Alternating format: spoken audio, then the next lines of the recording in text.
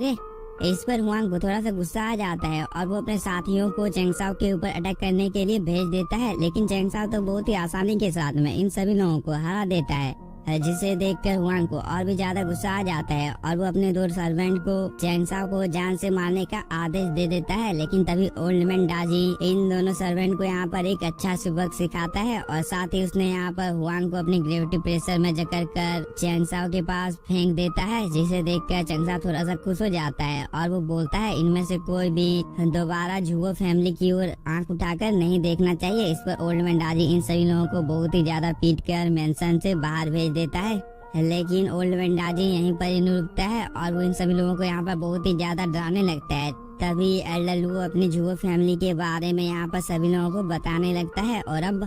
आगे एपिसोड की शुरुआत में एल्डर लुओ बोलता है रॉयल फैमिली ने हम लोगों को बोला है कि ब्लैक गन सिटी के बाहर में ये ऑक्शन होने वाला है और ये ऑक्शन जिस जगह पर होने वाला है उस जगह का नाम ब्लैक मार्केट है। अगर ये मेडिसिन किंग को मिल जाती है तो इस चीज की वजह से मेडिसिन किंग सक्सेसफुली अपनी सभी इंजरियों को ठीक कर लेगा, जिसकी वजह से मेडिसिन किंग की लाइफ और भी ज्यादा बढ़ जाएगी। लेकिन हम लोगों के पास झुओ परिवार को गिरवी रखने के सिवाय कोई दूसरा रास्ता नहीं है और वो ये बोलकर यहाँ पर थोड़ा सा उदास हो जाता है। इस पर चेंग साओ बोलता है हम लोगों के पास वो मैजिकल मेडिसिन है तो हम लोग सीधे मेडिसिन किंग जुआनी को इस चीज के बारे में क्यों नहीं बताते हैं, क्योंकि इसकी वजह से हम लोगों को बहुत ही ज्यादा बेनिफिट मिलने वाला है। इस पर ये सेकंड एल्डर बोलता है चेंग साओ मुझे जहाँ तक पता है ब्लैक पावर सीक्रेट रूप से डांग फैमिली को सिक्योरिटी प्रदान कर रहा है, इसलिए हम लोग चाहकर भी इसका कुछ भी बिगाड़ नहीं सकते हैं। और मैंने अफवाह यह भी सुनी है कि इस सिटी को चारों तरफ से घेर लिया गया है और हो सकता है कि नीलामी को रद्द भी किया जा सकता है।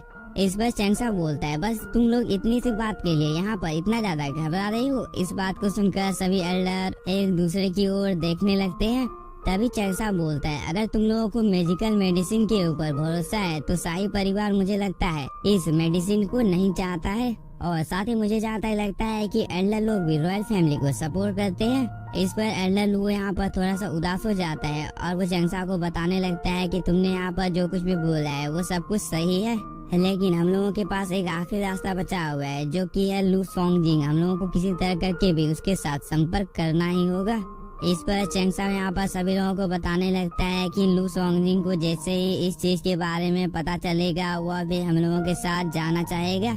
इस बात को सुनकर एल्डर लुओ की आंखें खुल जाती है और वो बोलता है उस समय में बहुत ही बड़ा बेवकूफ था जो कि उसकी बातों में मैं आ गया था। तभी ये सेकंड एल्डर भी चेंग साओ को बताने लगता है कि हम लोगों ने इस चीज के बारे में नहीं सोचा था कि होली टेम्पल में प्रवेश करने वाले लोग ही हम लोगों को धोखा देंगे। इस पर चेंग साओ बोलता है तुम लोगों को यहाँ पर घबराना नहीं चाहिए क्योंकि मैं तुम लोगों के साथ हूँ। तभी हम लोगों को इस मेंशन के बाहर का सीन दिखाया जाता है जहाँ पर एक वॉरियर आ जाता है और वो सभी लोगों को बोल रहा था कि तुम लोग मेरे रास्ते से हट जाओ, तुम कीड़े मकोड़े की हम लोगों के सामने औकात ही क्या है। लेकिन इस बात को सुनकर कोई बहुत ही ज्यादा खुश हो जाता है जो कि हुआंग था और वो इन सभी लोगों को बताने लगता है कि मैं भी रॉयल फैमिली से बिलोंग करता हूँ, इसलिए तुम लोग मुझे जल्दी से इस जेल से बचा कर ले चलो क्योंकि ये आदमी बहुत ही ज्यादा बुरा है। इस पर ये वॉरियर थोड़ा सा गुस्से में आ जाता है और वो ओल्ड मैन डाजी को बोलता है तुम्हारी इतनी ज्यादा हिम्मत हो गई कि तुमने यहाँ पर हुआंग को नुकसान पहुँचाने की कोशिश की है। लेकिन इस पर ओल्ड मैन डाजी इसके सवालों का कोई भी जवाब नहीं देता है। तभी चेंग साओ भी अपने मेंशन से बाहर आ जाता है और वो ओल्ड मैन डाजी को इन सभी लोगों को सबक सिखाने के लिए बोल देता है, जिसे सुनकर ओल्ड मैन डाजी भी कहाँ पीछे रहने वाला था।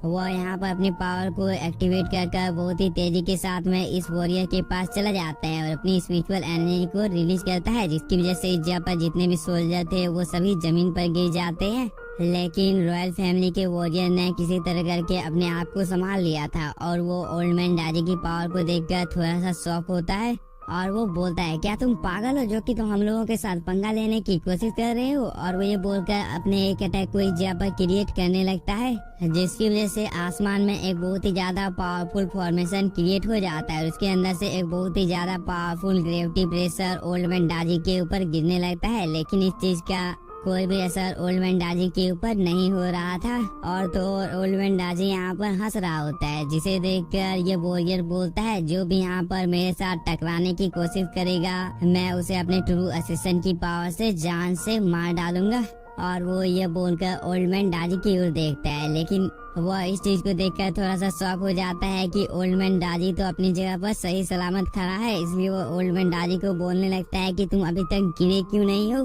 क्योंकि मेरा ये अटैक तो बहुत ही ज्यादा पावरफुल था। इस पर ओल्ड मैन डाजी इस वॉरियर का मजाक उड़ाते हुए बोलता है, तुम इसे अपना सबसे ज्यादा पावरफुल अटैक करते हो, लेकिन इससे तो मुझे गुदगुदी भी नहीं हुई है, तो फिर तुम्हें ऐसा क्यों लगता है कि ये तुम्हारा सबसे ज्यादा पावरफुल अटैक है? अगर मैंने तुम्हारे ऊपर अपने सबसे ज्यादा पावरफुल अटैक से हमला कर दिया तो तुम्हारी डार्क बीच जगह पर नहीं मिलेगी। और वो यह बोलकर इस फॉर्मेशन को डिस्ट्रॉय कर देता है और साथ ही उसने इस वॉरियर के ऊपर हमला भी कर दिया होता है, जिसे देखकर इस वॉरियर की आंखें फटी की फटी रह जाती है, क्योंकि ओल्ड मैन डाजी उसके कुछ ज्यादा ही नजदीक आ गया था। तभी ओल्ड मैन डाजी अपनी थोड़ी सी पावर से इस वॉरियर के ऊपर हमला कर देता है, जिसकी वजह से वह दूर जाकर गिरता है,